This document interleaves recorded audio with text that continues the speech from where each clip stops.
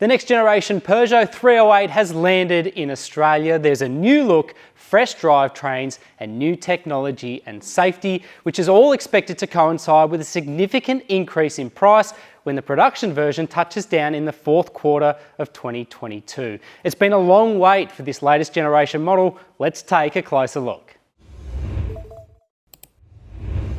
So if you've been following the Peugeot 308 story for a while, you might be asking, well, why aren't we driving it yet? Well, we can thank the COVID-19 inflicted semiconductor shortage for that, but essentially, we're going to see this car in the fourth quarter of 2022. It's going to be available in two initial hatchback variants, the GT and the GT Premium, as well as a wagon version of the GT Premium as well.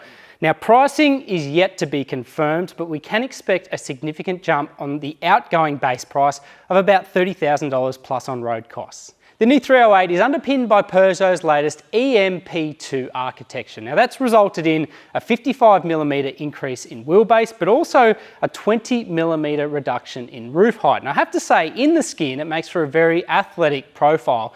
It's also punctuated by sharp lines, and in the case of this vehicle, olivine green paint. That's one of 6 different paint hues that will be available on the hatchback variant. In terms of the design language, LED headlights front and rear, and also this new emblem which adorns the side but also proudly on the grille as well.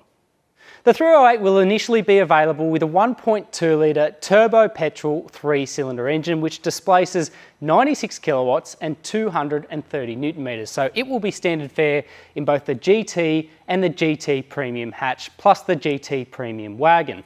Further afield, there's also another plug-in hybrid variant known as the GT Sport. So it combines a 1.6 litre turbo-petrol 4-cylinder with an 81 kilowatt electric motor.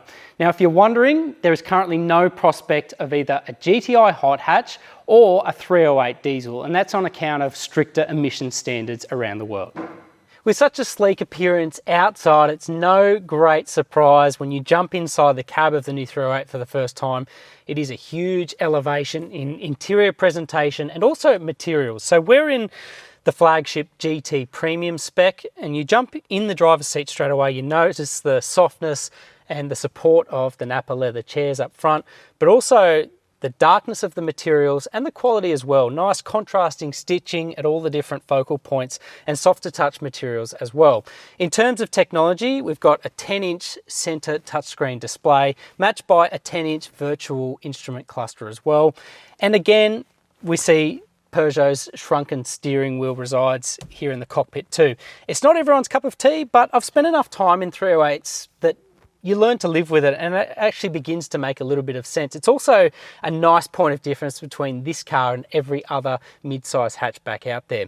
One thing that is kind of unknown with the 308 at this stage is safety. We know it's got a full suite of semi-autonomous driver aids, but in Europe, it only received a 4 out of 5-star Euro NCAP rating.